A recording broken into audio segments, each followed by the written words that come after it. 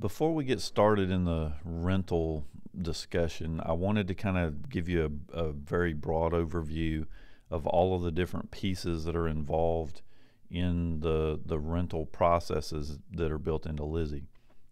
So the first thing is the system has got a list of either parts or a list of inventory items that it uses to keep track of everything.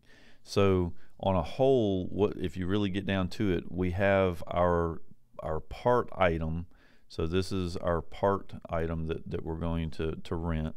Or we could, and it could be we're going to have our serialized item, and serialized items are like motorcycles or go-karts or mopeds, whatever it happens to be.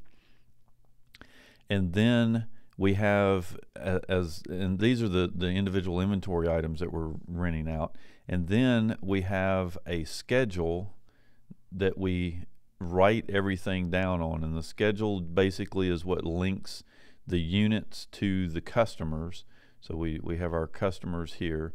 So the schedule links these two guys together and tells us how many and what day the person is actually going to be renting those items. So the schedule is a very important piece to the whole rental process. Now, from the schedule, we can then turn around and create the actual invoice that is going to be what we use to rent the thing out. So this is the thing that tells us how much money they owe and what items are going to be rented. So we have our invoice. So the process and all of the videos that we have in the rental section, this is really the main brunt of what we're dealing with. We have part items, we have serialized items. They have to be set up first to tell us what we're renting and what things are available. And then we link a customer to those items. So the schedule basically is our middle ground to keep up with what items are being scheduled. And then when we're ready, we can then tell the schedule to create the invoice for whatever customer has come to pick things up. And of course, you can create an invoice without going through the schedule. So you can come directly from the unit and put the customer and everything directly on the invoice and bypass the schedule as well.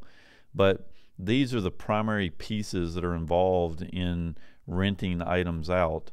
And sometimes it's helpful to kind of keep an eye on the big picture so that you don't get overwhelmed with all the little pieces.